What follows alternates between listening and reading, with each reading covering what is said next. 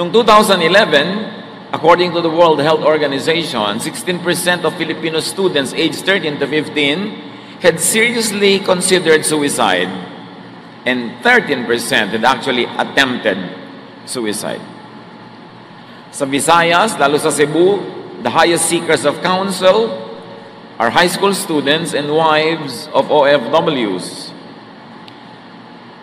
Ito isang epidemic na halos hindi nahahalata, hindi napapansin, at kung minsan ay ayaw kilalanin dahil may kasamang stigma o negative image. What are the causes of depression in the Philippines according to studies? Karamihan, family and social issues.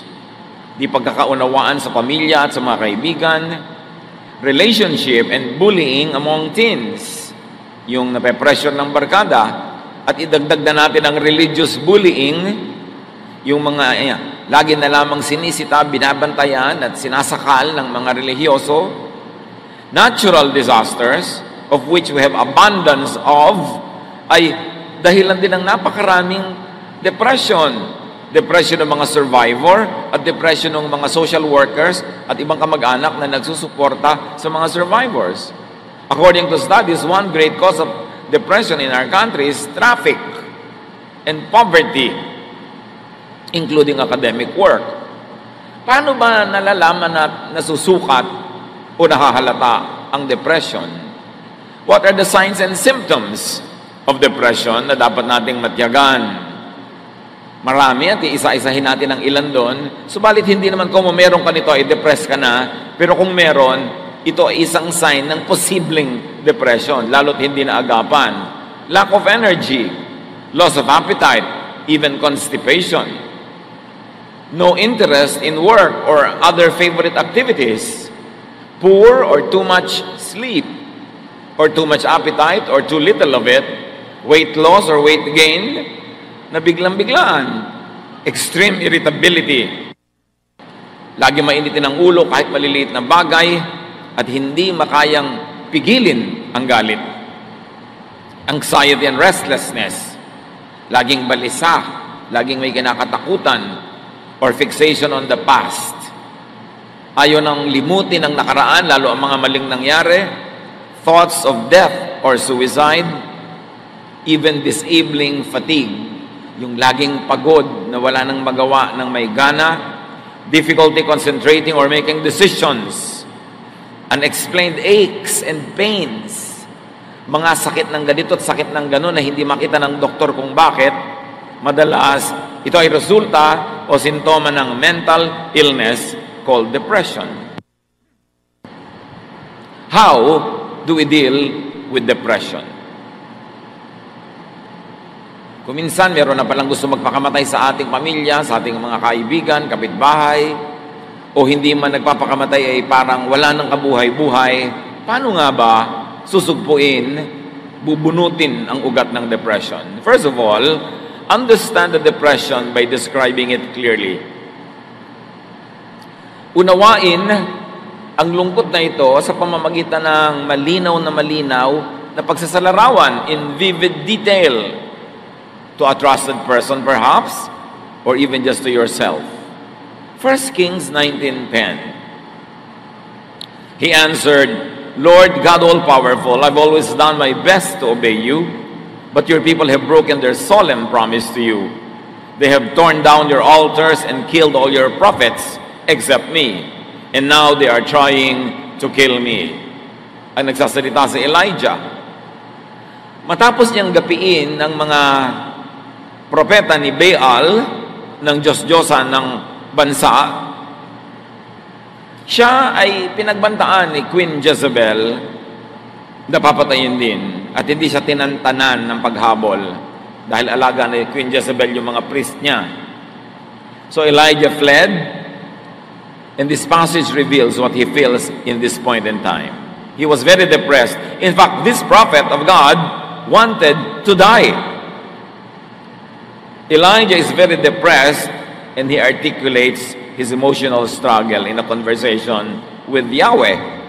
At ang kanyang cause ng kanyang depression, nag-iisa na lang daw siyang matuwid na naninindigan, namatay na daw lahat ng kanyang mga kasamahan, at ngayon siya ay laging hinahabol ng reyna at gusto siyang patayin, at ang mga tao daw ay tumalikod na sa Diyos at sumama na sa mga Diyos-Diyosan. Yun ang dahilan ng kanyang depression.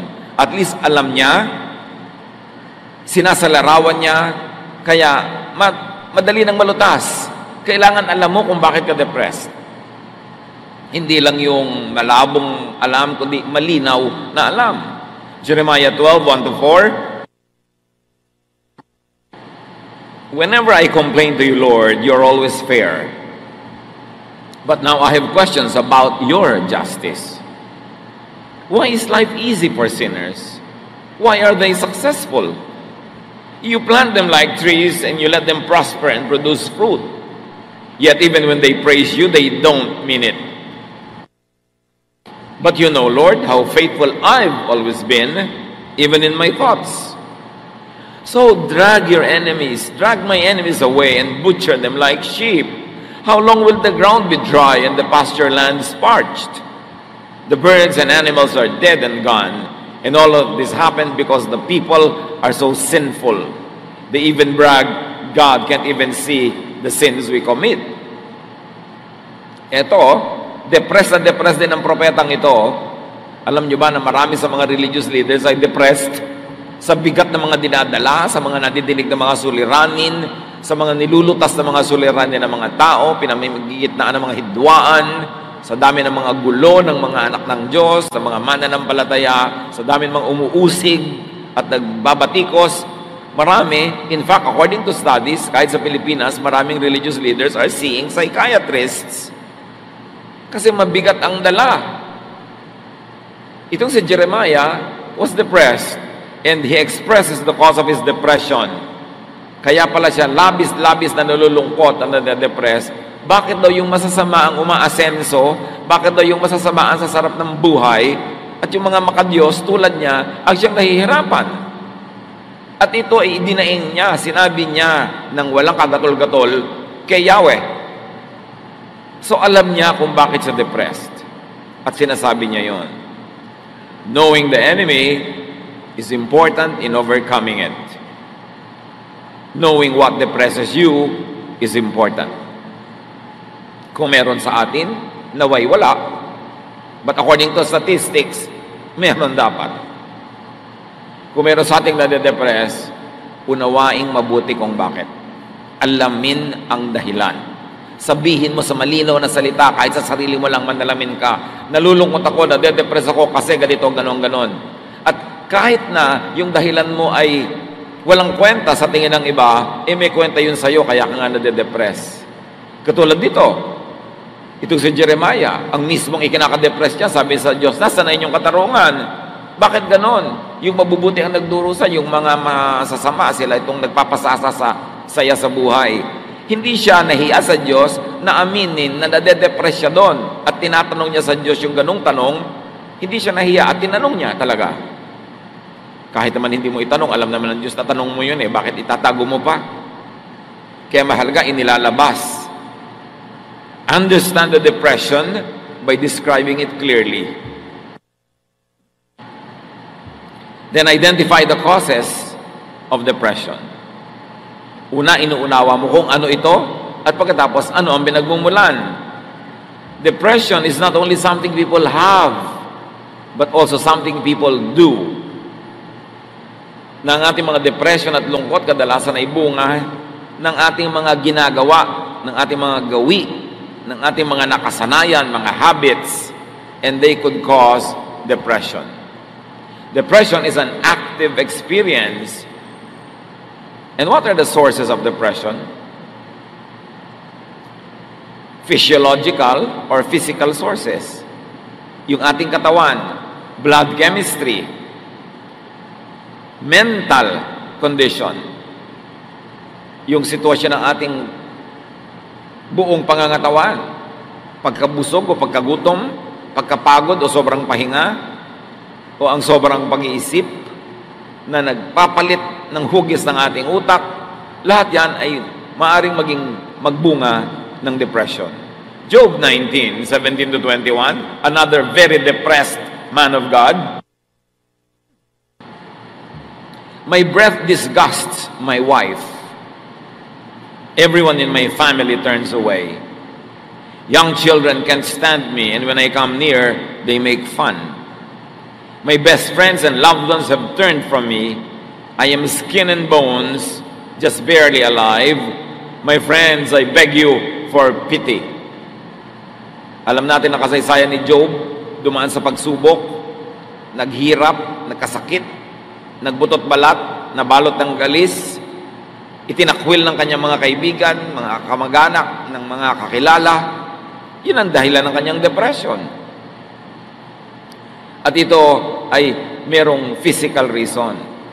May mga tao na de-depress pag nananalamin. Hindi nila gusto ang kanila nakikita.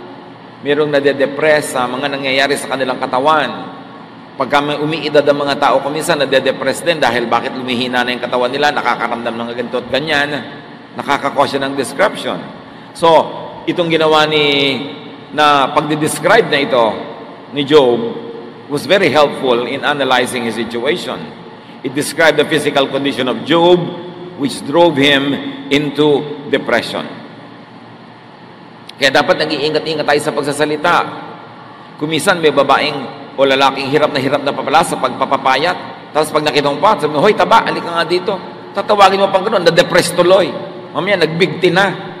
Dahil lang sa katabilan mo at hindi kataklesahan ng iyong bibig. May mga sinasabi tayo kumisan na nakaka-depress sa tao. Hirap na yung isang ina ng kachuchutor ng anak niya para maging honor student. Tapos sabi mo, hoy, bakit 3 taon ka na sa grade 1? Manahimik ka na lang kung naobserbahan mo yung ganung mga bagay. Kasi ang salita natin ay nakakapagpalala ng matinding kalungkutan at paghihinagpis ng ating kapwa. Pag-iingatan natin yan. Another source of depression, aside from the body, is emotional or mental sources, like guilt. Kaya maraming relihiyoso, depressed, kasi walang ginawa yung religion, kundi sila ipagiltihin. Or misplaced shame. Hiyang-hiya sa mga bagay na hindi naman nakakahiya, pero hiyang-hiya. Or fears and suppressed feelings. Marami kasi, nag-exercise sila ng social control over domineering parents, sobrang mahihigpit ang mga magulang at mapagkontrol halimbawa ng mga anak, sobrang mahihigpit at mapaghusgang mga religious groups. Pag napasali ka sa mga ganito, nasusuppress yung feeling mo. Gusto mo magsaya, hindi ka makapagsaya. Gusto mo magbihis ng ganito, hindi mo maisuot. Sikil na sikil ka. Pagka yan nagpatuloy at naipon ng naipon, nagiging depression. Legalistic and dogmatic religiosity could cause grave negative emotions. Mas marami nagsusuicide na relihiyoso kaysa yung mga tao hindi relihiyoso. Kasi sikil na sikil. Akala nila galit ang Diyos na sumasaya, ayaw ng Diyos nang natutuwa ka sa buhay, kaya lagi nilang inililihim, itinatago ang tunay nilang nadarama, ang nangyayari na de-depress. Kaya si Jesus ay nagagalit sa mga relihiyosong taong sobrang magpahirap sa mga tagasunod sa kanila. Binibigyan ng mga impossible expectations. Matthew 23:4, sabi ni Jesus, ang ganito daw ng mga religious leaders, they pile heavy burdens on people's shoulders and won't lift a finger to help. Sa 1 Samuel 18, 6-11, dito ay i-describe kung paano pinuri ng mga babae sa Israel ang mga nagawa ni David sa giyera na insecure tuloy itong si Haring Saul. David had killed Goliath, the battle was over. As the enemy went along, women came out of each Israelite town to welcome King Saul. They sang, Saul has killed 1,000 enemies. David has killed 10,000. This song made Saul very angry, and he thought, they are saying that David has killed 10 times more enemies than I ever did. Next, they will want to make him king. Saul never trusted David again. Nakita nyo, dahil sa kanta ng mga kababaihan na yon na insecure yung king, at napahamak din si David. Meron kasi mga tao hindi nag-iingat sa sinasabi nila. Huy, bakit ang ate mo mas mataas ang grade kesa sa'yo? Nakaka-depress ka na pala. Bakit mas maganda siya kesa sa'yo? Bakit ganyan? Yung mga pinsan mo, successful, ikaw hindi. Comparisons. So these women were comparing David and Saul. Verse 10, the next day the Lord let an evil spirit take control of Saul, and he began acting like a crazy man inside the house. David came to play the harp for Saul as usual, but this time Saul had a spear in his hand. Saul thought, I'll pin David to the wall. He threw the spear at David twice, but David dodged and got away both times. So meron daw masamang espiritu na pumasok dito kay Saul, kaya sinikap niyang sibatin itong si David 2 ulit. Hindi lang nga siya nagtagumpay. Pero kung nagtagumpay siya, napatay niya. Note that the evil spirit here could refer to ancients' way of describing depression. Wala kasing salita yung mga ancient people ng salitang depression. So sa kanila, pagka yung nade-depress yung tao, gumagawa ng mga bagay na ngayon ay alam natin ginagawa ng depressed people, sinasabi nila, may masamang espiritu. Hindi laging literal ang masamang espiritu. Kulang lang sila ng kaalaman sa siyensya para i-describe clinically yung nangyayari. Kasi para naman talagang tinitirhan ng demonyo, yung grabe ang depression. Kung hindi pinapatay ang sarili, pumapatay ng iba.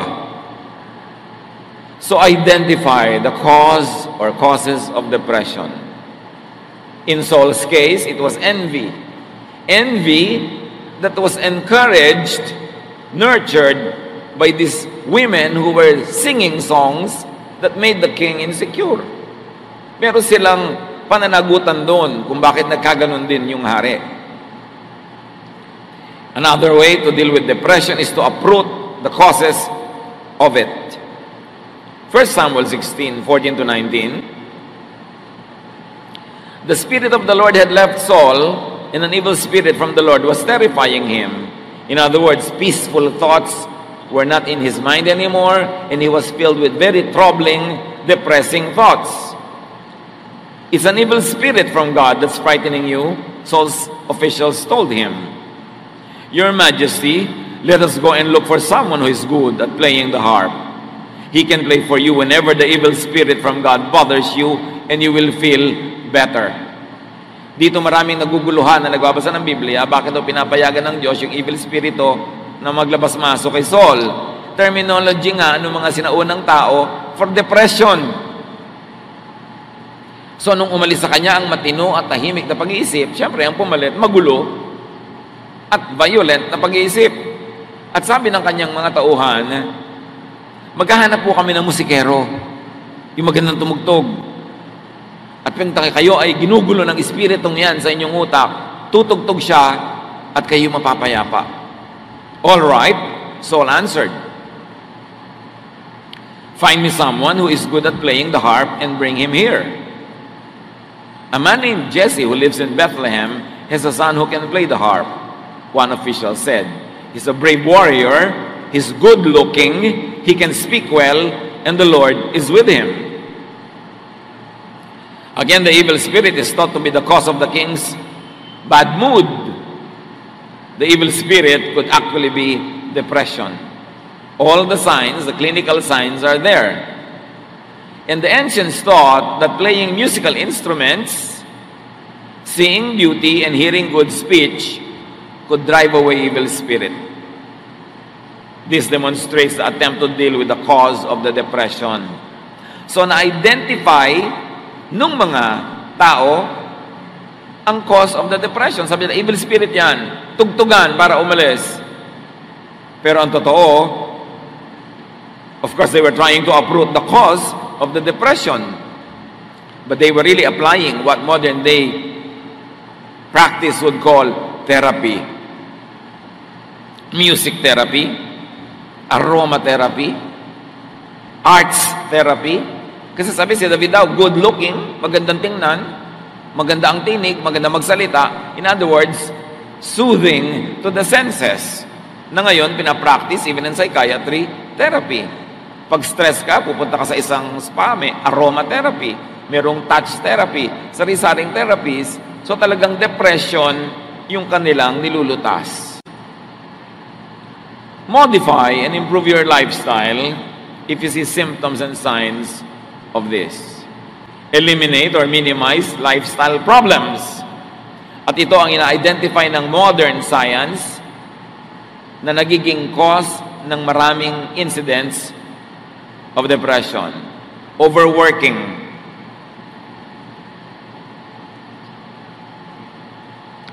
Yang walang tigil na pagtatrabaho, nakaka-depress. Hindi mo na alam, depressed ka na pala. Kaya inutos ng Diyos, kailangan may pahinga bawat linggo. Huwag kang magmimintis ng pahinga. Pag nasobrahan ka ng pagod, pwede ka ma-depress. Lack of exercise. Yung laging ayaw kumilos, laging tinatamad, laging nakatihaya, nakataob, nakatagilid, nakatiwarek. Pwede yan mga kandidatang ma-depress. Kasi dapat ikinikilos mo ang iyong katawan para mag-circulate ang iyong dugo. Procrastination. Yung lahat ng gusto mong gawin sa buhay na inuurong mo, pinapabukas-bukas, nagigilty ka rin sa kalooban mo na hindi mo nagagawa yung trabaho, nai-stress ka na marami kang unfinished work. So procrastination o pagpapaliban ng dapat gawin can also cause depression. Imbalance spirituality. Yung puro langit ang iniisip, nandito pa sa lupa, hindi na nakatungtong sa lupa, sa ulap na nandun yung utak. Imbalanced. And unresolved stressors like separation from loved ones, isolation due to rejection, repression or suppression of inner feelings, guilt, fear, lahat ng yan, mga sakit ng utak. Know and solve the cause. Proverbs 12:25-26, worry is a heavy burden, but a kind word always brings cheer. You are better off to do right than to lose your way by doing wrong. So ano daw yon? Worry is a heavy burden. Pag worrier ka, tendency, madedepress ka. Walang ginagawa kundi mag-alala, mag-isip, matakot, mangamba. Pero sabi, yang mabuti, mabait, magandang salita, nakakapagpasaya. So may nagwo-worry na nga, pagpasok mo, dadagdagan mo pa. Hindi siya sumaya. Lumala ang kanyang nararamdaman. You see the ministry of words? With the words that we say, we can hurt or heal people. We can encourage or discourage. We can be a blessing or a curse. Kaya maganda, iniingatan ng salita, binibitawan yung mabuti, mabait, nakakapagpasaya, nakakapagpatibay ng loob, hindi nakakasira ng loob. And this Proverbs 12 is a warning against worrying. It is a prescription to hear and say kind words. Not only to hear, but also to say. Pag tayo ay nagsasalita ng mababait na mga pananalita, nakakapagpagaling ng damdamin, nakakapagpasaya, nakakapagpatahimik, tayo may nakikinabang kasi tayo man ay natatahimik at napapayapa. Ang hindi alam ng mga mahilig manakit sa pamamagitan ng salita ay una na nilang sinasaktan ang sarili nila bago pa man nila masaktan yung kanilang kausap. Because you keep what you give away. Ang ginagawa natin sa kapwa, tumatalbog at bumabalik sa atin. Kaya ang bawat pananakit natin, nasasaktan din tayo. Meron tayong espiritu ng Diyos na nakatira sa ating puso na pag may ginagawa tayo at sinasabing hindi maganda, ay una nang nasasaktan yung espiritong nasa ating puso. Tayo ang unang nadadawit. Tayo ang unang nasasaktan. Proverbs 23:4, be wise enough not to wear yourself out trying to get rich. Sa niya, magpakatalino, huwag mong gasgasin ang iyong sarili sa pagpapayaman. Hindi ito warning against getting rich. It is warning against wearing yourself out trying to be rich. Hindi yung pagyaman ang minamasama dito, kundi yung pagpatay mo sa sarili mo, yumaman ka lang. Kaya kailangan, balanse pa rin. Kahit ka nagsisikap, may pahinga ka, meron kang entertainment, meron kang relaxation, at meron kang giving, meron kang charity. Balance ang buhay mo. Proverbs 23:19-21. Listen, my child, be wise and give serious thought to the way you live. Don't associate with people who drink too much wine or stuff themselves with food. Drunkards and gluttons will be reduced to poverty. If all of you do is eat and sleep, you will soon be wearing rags. Again, this is an exhortation for lifestyle change. Kaya piliin mo yung mga kasama. Huwag ka sumama sa mga lasenggo, sa mga sobrang masisiba, mga matatakaw. Walang ginawa kundi mag-inuman, magkainan, ipaghihirap mo yan. Sabi ganun, kung tulog ka lang ng tulog, ang susunod mong isusuot at ibibihis, basahan. Maghihirap ka.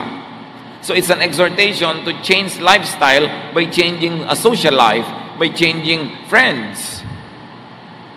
So eliminate and minimize lifestyle problems. Meron tayong mga depression na dala-dala ng ating social life, dala-dala ng mga uri ng tao na ating sinasamahan at inilalagay sa ating mundo. Another way to resolve depression is to resolve conflicts. Deal with troubled relationships. Kailangan pangasiwaan na mabuti ang ating mga relasyon na nalamatan, nalagot, nasira, na damage, past or present. Bawat mahal natin sa buhay, bawat nagmamahal sa atin, bawat bahagi ng ating buhay na nalalayo, nagkakasiraan tayo, may epekto sa ating emosyon, kahit aminin natin yon o hindi. Proverbs 17:9, you will keep your friends if you forgive them, but you will lose your friends if you keep talking about what they did wrong. So itinuturo dito, may mga kaibigan ka, may investment ka na dyan, emotional investment, time investment, sometimes financial investment din. Pagkatapos mag-aaway kayo, hindi mo papatawarin, hindi kayo magpapatawaran. Sayang naman ang lahat. Tapos magsisiraan pa kayo. Hindi pa yung pampaganda ng buhay, pampapangit. Kaya sabi, kung hindi mo papatawarin na nagkakamali sa'yo, mauubos lahat ng tao sa mundo mo. Kasi lahat magkakamali rin. Panapanahon lang. At mawawala lahat ng kaibigan mo pag ipinamamalita mo lahat ang mga mali nilang ginagawa. Ang ibig sabihin lang, magpakatino ka. Keep your friends, keep your relatives, keep people around you by forgiving them if they commit a mistake and by not talking about them again, behind their backs. Huwag mo silang gawing topic pag wala sila para hindi lumayo ang loob kasi malalaman nila na pinag-uusapan nila ninyo sila at magagalit at lalayo sila sa inyo. At pag may nasisirang relasyon, na-offend ka, nasaktan, sabi ni Jesus, Matthew 18:15, if one of my followers sins against you, go and point out what was wrong. But do it in private, just between the two of you. So sabi ko nun, pag kami nagkamali sa'yo, kausapin mo ng pribado, sarilinan. Kayong dalawa lang. Para makapagpaliwanag siya, maintindihan mo. Kung mali siya, makahingi siya ng tawad. At kung nagkamali ka ng akala na may ginawa siyang mali, malaman mo ring mali ka. Sabi, pero huwag ka na magsangkot na ibang tao. Dadami lang ang magpapadagdag sa gulo. Kayo na lang dalawa ang mag-usap. Kung gusto mo talagang magkasundo kayo, siya ang kausapin mo. Huwag mo siyang gawing topic ng usapan pag iba ang iyong kausap. Kasi gulo ang pupuntahan ng ganong paraan. Resolve conflicts. Kung meron tayong mga nasirang mga relasyon, habang hindi natin inaayos, yun ay isang sama ng loob na nasa loob ng ating puso. Can you imagine? Sama, tapos nasaan? Nasa loob. Sino ang masisira? Di ikaw, sama ng loob. Kaya yung may sama ka ng loob sa tao, hindi mo pinagtatapat, hindi mo sinasabi, hindi siya nagkakaroon ng pagkakataong ipaliwanag ang kanyang sarili o kaya ay humingi ng tawad. Di, kim mo yung sama ng loob. Sino sisirain nun kundi ikaw? At pagka yun ay ipinaghalo-halo mo pa yung mga iba pang mga pinag-usapan na natin na cause that depression, ikaw talaga ay madedepress. At sometimes, wala kang kamalay-malay, ano ba talaga ang tunay na dahilan? Bakit ka matamlay? Bakit ka walang sigla? Bakit ka natatakot? Bakit ka bugnutin? Yung pala, may depression. A sure way to deal with depression is to do good. Gumawa ng mabuti. Affirm and improve your self-worth and that of others. Make yourself and others feel good. Connect with positive people and feelings. Give yourself and others pleasure and satisfaction. Make yourself and others happy. Sa madaling salita, iwasan o bawasan o tanggalin ang depression sa pamamagitan ng kaiga-igaya, masayang pakiramdam. Pasayahin mo ang iyong sarili, pasayahin mo ang iyong kapwa, at sa climate of happiness, you will thrive.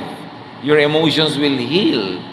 The best part of you will come out, and you will be a good product of God's work.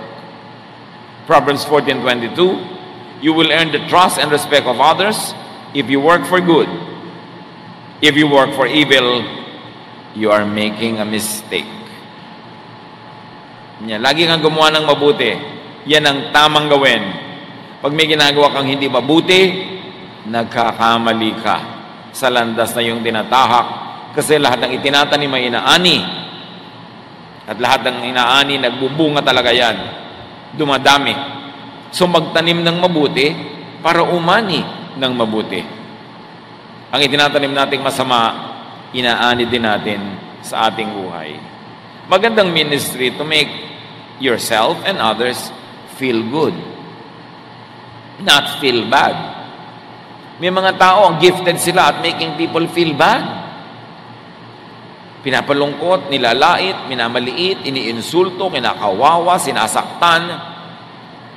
Hindi yun ang makadiyos na paraan ng pamumuhay at pakikipagkapwa. Sabi sa Ecclesiastes 8:15, so I think we should get as much out of life as we possibly can. There is nothing better than to enjoy our food and drink and to have a good time. Then we can make it through this troublesome life that God has given us here on earth. Sabi niya, alam niyo kung ano ang aking natanto? Dapat matanggap mo mula sa daigdig, mula sa buhay, mula sa langit, ang lahat ng pwede mong matanggap na magagandang bagay. Wala nang hihigit pa na karanasan kesa masarapan ka sa iyong pagkain, sa iyong iniinom, at masayahan ka sa dumadating at dumaraang oras. Sabi ganon, pag masaya ka, pag nag-e-enjoy ka, malalampasan mo ang lahat ng hirap dito sa mundo. So, napakahirap ng buhay, sabi ni Solomon, maraming pagsubok, maraming sakit, pero kailangan, para ka mag-survive, may enough deposit ka of happiness in your heart. Kasi maraming magwi-withdraw dyan. May mahal ka sa buhay na mamamatay, mayroong magkakasakit, may mapapahamak, may mapapariwara, mayroong mabibigo. At pwede mangyari rin yun sa iyong buhay. Pwede kang malugi sa negosyo, dapuan ng sakit, madapa, masagasaan.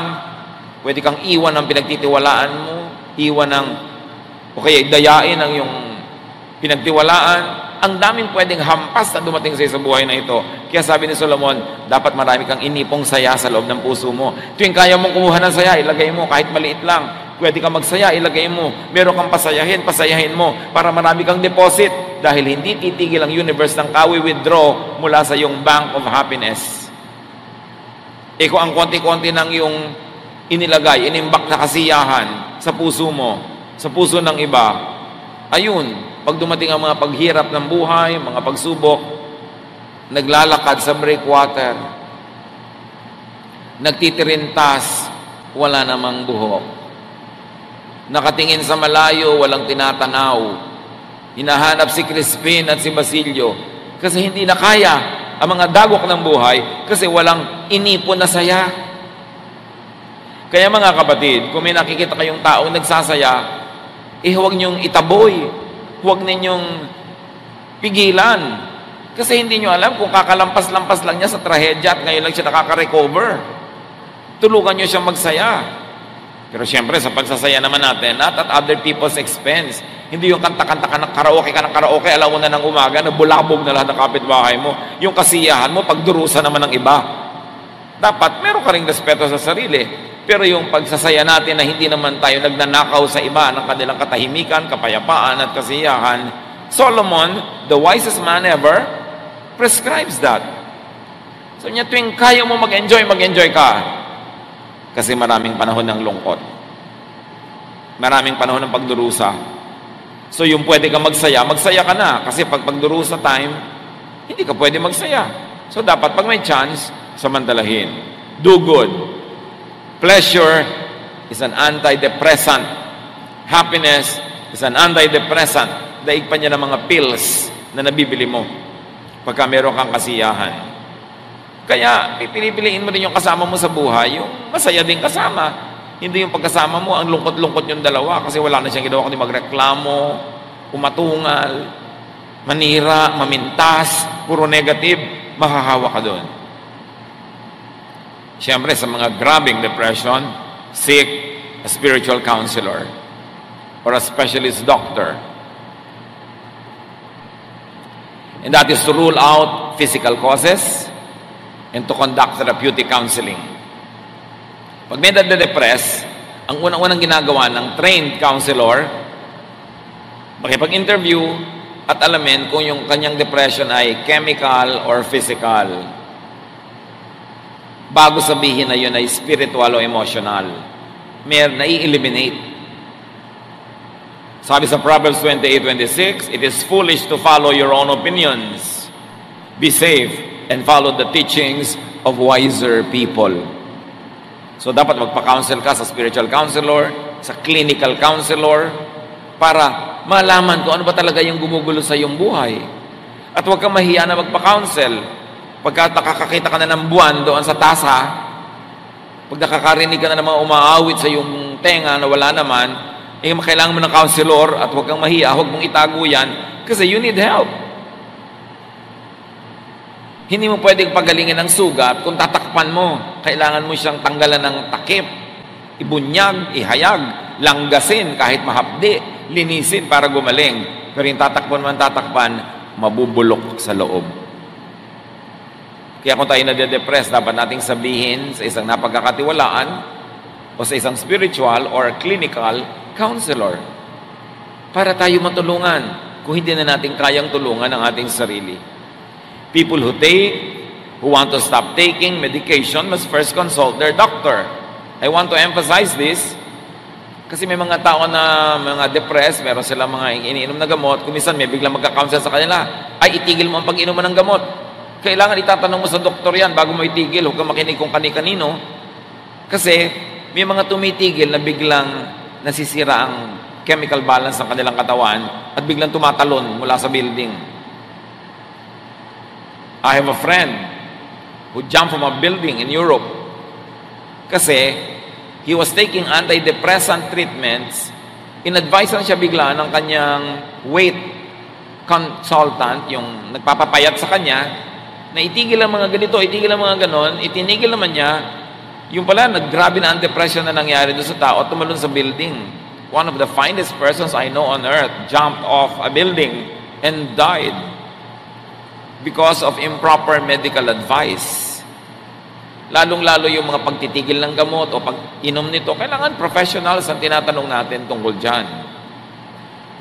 Meanwhile, most treatments in the Philippines of psychiatric or depression issues are medical and chemical instead of kind words. Di ba sinabi na sa Bible? Kind words. Kind words can heal. Correct words, encouraging words, faith, belief in God, fellowship with fellow believers. Nakakagaling yan. Pero madalas, sa mga professional sa Pilipinas, resetahan ka na lang ng gamot. Binibili mo, may instant relief. Meron ka talaga napapala agad. Pero ang tunay na nagtatagal ay yung kind words. Yung pagbuo muli ng kalooban na nasira, na nabasag, na nahati, na nawasak. Kasi temporary lang yung relief na nanggagaling sa chemicals o mga gamot. Napakadali naman ko, uminom ka nito para ka makatulog, para hindi nakita problema. Pero yun lang ba talaga ang paggagamot, lalong-lalo sa mga may sakit sa pag-iisip? What are the ways to overcome depression? One, of course, is biologically based intervention. Yung pinag-uusapan natin, paggagamot, medicine. This involves prescription of antidepressant drugs. May instant relief, under proper medical advice. But another way is the interpersonally based intervention, which was the ministry of Jesus. Hindi lang binabago ang chemistry ng iyong blood through medicine o food, binabago ang takbo ng iyong isip, which is actually more important and more powerful. Listen and talk to change negative ways of thinking. Pag negative kayo mag-isip, negative ang buhay, nakakatakot ang buhay, walang kwentang mabuhay, gusto ko nang mamatay, gusto kong pumatay, gusto ko siyang sirain, gusto kong manggiba ng mga tao. Pag ganun ka na mag-isip, kailangan mo nang makakausap na matino. Better kung professionally trained. Best kung clinically trained na spiritually developed pa.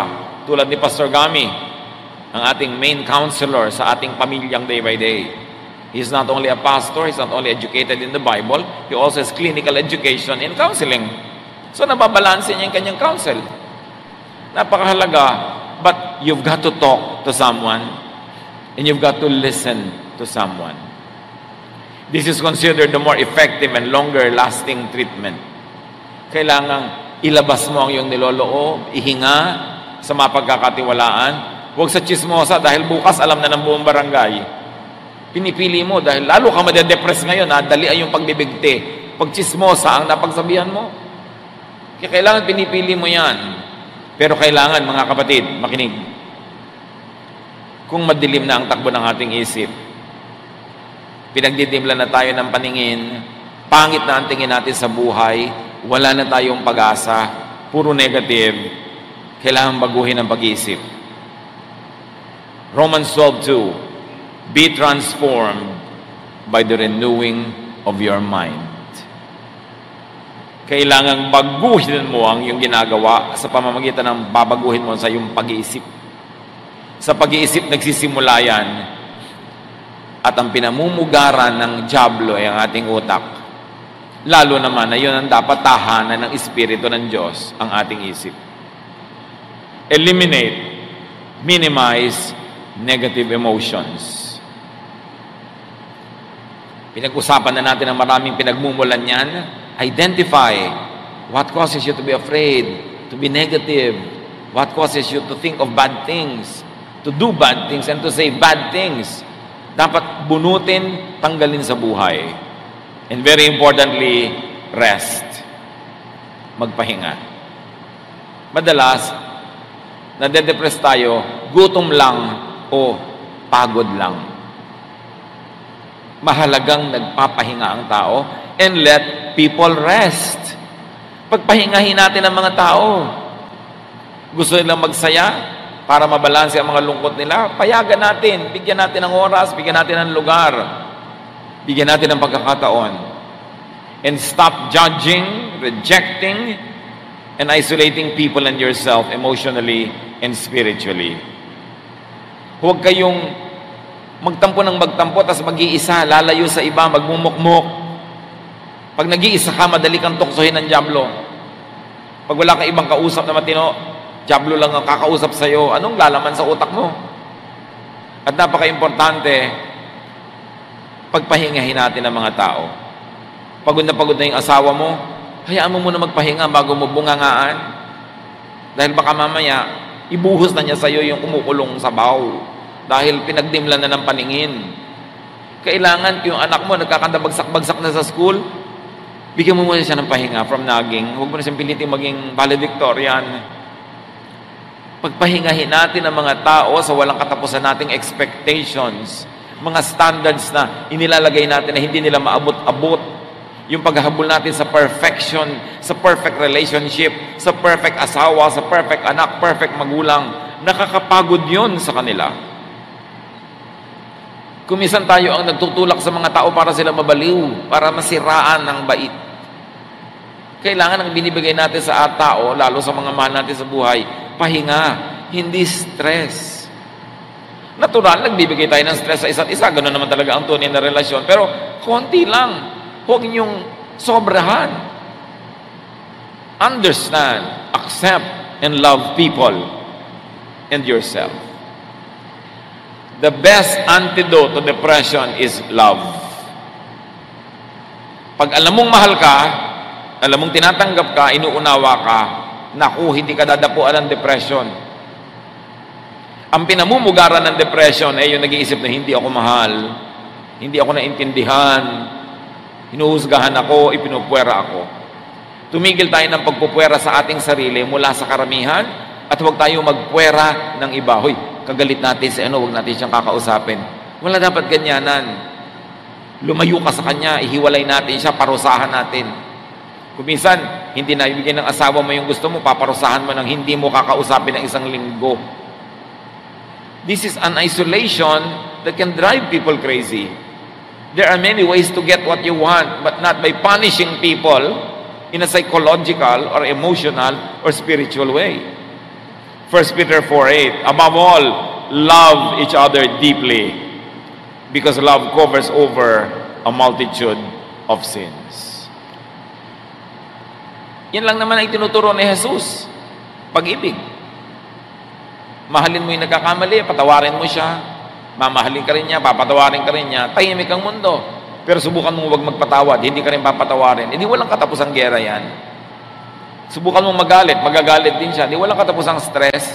Is this the way you want to live?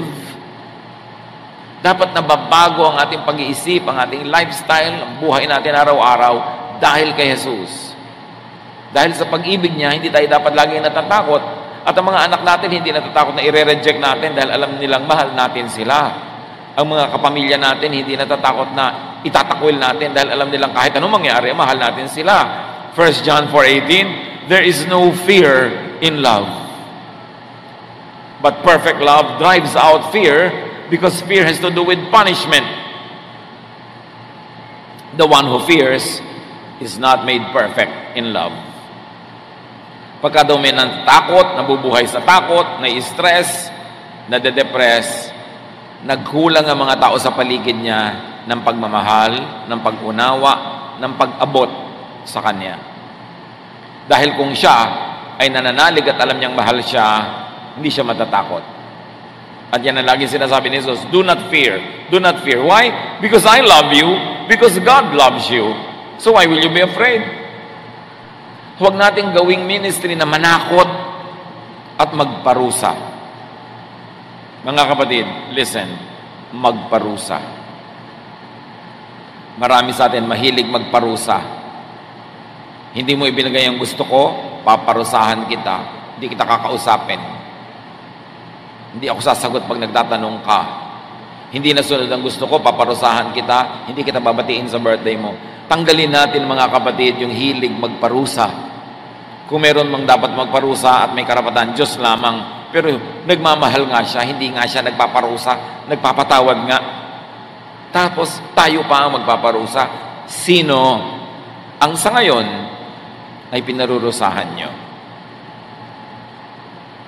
Maaaring nagkamali sa inyo, isang masungit na tiyan nung araw, ngayon matanda na, pinaparusahan nyo ngayon, hindi nyo pinapansin. Mahilig tayo magparusa. Sabi ni Lord, vengeance is mine, I will repay. Huwag tayong mahilig magparusa kasi pag may pinaparusahan tayo, nagdurusa din tayo, di man natin aminin.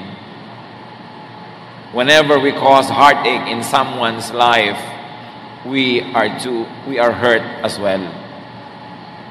So have more of God. Enjoy God. And let people enjoy God. Psalm 42 says, as a deer gets thirsty for streams of water, I truly am thirsty for you, my God. In my heart, I am thirsty for you, the living God. Sabi nung kanta, as the deer panteth for the water, habang yung usa ay tumatakbo ng habol-habol ang hininga, sabik na sabik, makainom, pants for water, so my soul longs after you. Kung ang ating hahanapin ay Diyos, sa Kanya natin hahanapin ang ating ligaya, ang ating saya, ang ating kapayapaan, at Diyos ang ipapakilala din natin sa kapwa, at pagiging maka-Diyos ang paraan ng ating pakikipagkapwa, mawawala o mababawasan ng sobra-sobra yung depression na yan.